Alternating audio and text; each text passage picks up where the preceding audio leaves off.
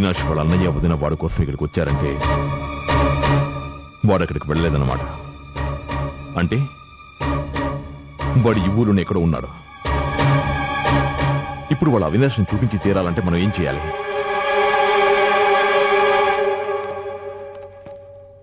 నమస్కారం డాక్టర్. నమస్తే sir. Please come, please be seated. Hello sir. నమస్తే. రండి. నమస్కారం సార్.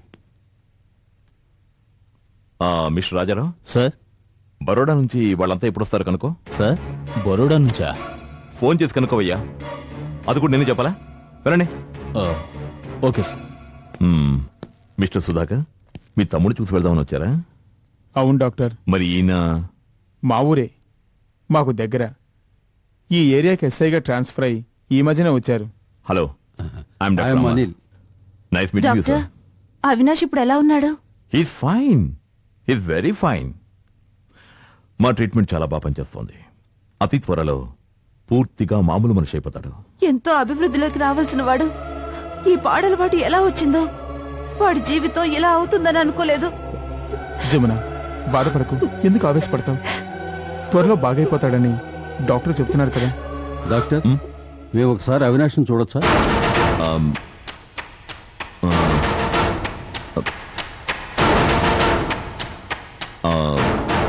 సారీ, అతను ఇప్పుడు చూడటం కుదరదు. ఎందుకని? ఎందుకంటే అతను ఇప్పుడు ఇక్కడ లేడు. ఏంటి, ఇక్కడ లేడా? అవునండి, మా సహాయ హెడ్ ఆఫీస్ బరోడాలో ఉంది. మా ట్రీట్మెంట్కి మంచి రిజల్ట్స్ కనిపిస్తే పేషెంట్ని మా హెడ్ ఆఫీస్కి పంపిస్తాం. అక్కడ ఫైనల్ ట్రీట్మెంట్ అబ్జర్వేషన్ అయిన తర్వాత పూర్తిగా కోలుకున్నట్టు నిర్ధారణ చేస్తాం. అక్కడ నుంచి క్లియరెన్స్ వచ్చిన తర్వాతే మేము పేషెంట్ని డిశ్చార్జ్ చేస్తాం. అవినాష్ 2-3 వారాల్లో అక్కడి నుంచి రిపోర్ట్స్ వస్తాయి. అంటే నెలలోపు అవినాష్ని డిశ్చార్జ్ చేసేస్తారా? అది బరోడా రిజల్ట్స్ బట్టి డిసైడ్ చేస్తాం. But I'm sure he'll be all right. మీ అవినాష్ని మీకు భద్రంగా చేర్పించే బాధ్యత నాది. మీరేం బాధపడకండి. ఎలా డాక్టర్, బాధపడకుండా ఎలా ఉండగలం? మా ఊళ్ళో అవినాష్కి ఎంత మంచి పేరుందో తెలుసా? ఎల్కేజీ నుండి వాడే అన్నిట్లో ఫస్ట్ వచ్చేవాడు. కాలేజీలో మెరిట్లో స్కాలర్షిప్ ఇచ్చారు. మాకు పిల్లలు లేరు, వాడిని మా బిడ్డగా చూసుకుంటున్నాం. వాడి భవిష్యత్తుని ఇలా అన్యాయంగా నాశనం చేశారే. అవినాష్ లాంటి వాడు మొత్తం ముందుకు బానిసయ్యాడంటే నేను ఇప్పటికీ నమ్మలేకపోతున్నాను. ఇందులో అవినాష్ తప్పేమీ ఉండకపోవచ్చు. ఇన్స్పెక్టర్ గారు చెప్పినట్టు కొంతమంది దేశద్రోహులు ఇలా కాలేజ్ కుర్రాళ్ళని డబ్బు సంపాదించడం కోసం డ్రగ్ అడిక్ట్లను చేస్తున్నారు. లేకపోతే అవినాష్ లాంటి వాళ్ళకి ఇలాంటి డ్రగ్స్ ఎలా దొరుకుతాయి డాక్టర్? డాక్టర్, అవినాష్ని త్వరగా డిశ్చార్జ్ చేయండి. అతని ద్వారానే అతన్ని ఈ స్థితికి తెచ్చింది ఎవరో తెలుసుకోవాలి. వాళ్ళని పట్టుకొని శిక్షిస్తే గాని నాకు నిద్ర పట్టదు. అలాంటి వాళ్ళని వదలకూడదు. ఎంతమంది జీవితాల్ని నాశనం చేస్తున్నారు. డాక్టర్, అవినాష్ బరోడా నుంచి ఎప్పుడొస్తాడో చెప్పగలరా?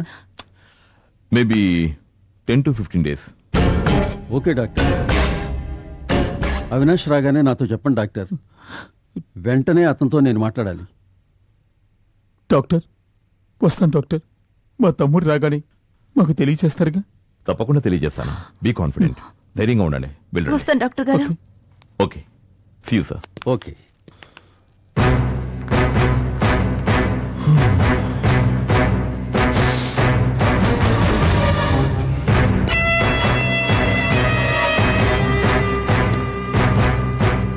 సార్,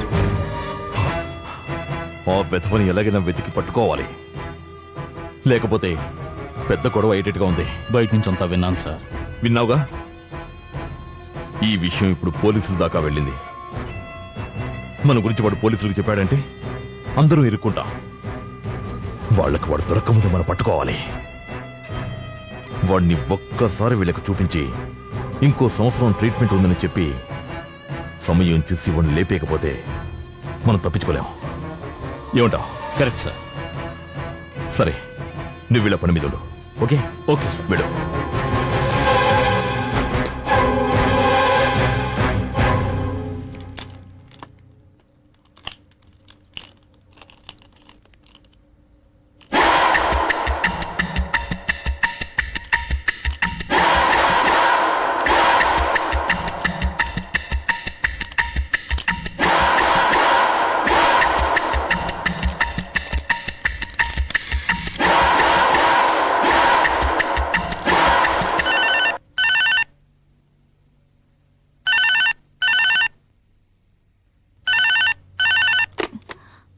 హలో హలో మేడం, మేమే లైన్ టెస్టింగ్ చేశాం.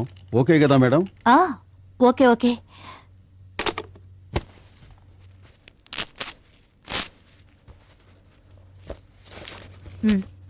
Thank you madam. మంచిది. వస్తాం.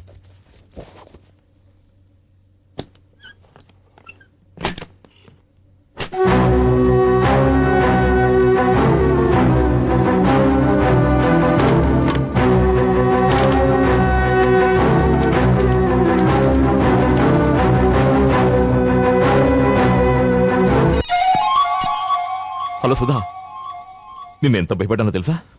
నీ ఫోన్ వర్క్ చేయలేదు. మీ ఇంటికి వస్తే మీ ఆయన ఉన్నాడు. నాకెంత టెన్షనో తెలుసా? వాడేమో ఫోన్ చేసి బెదిరిస్తున్నాడు. ఎవరు? ఇంకెవరు? అంతం కాదు, ఆరంభం.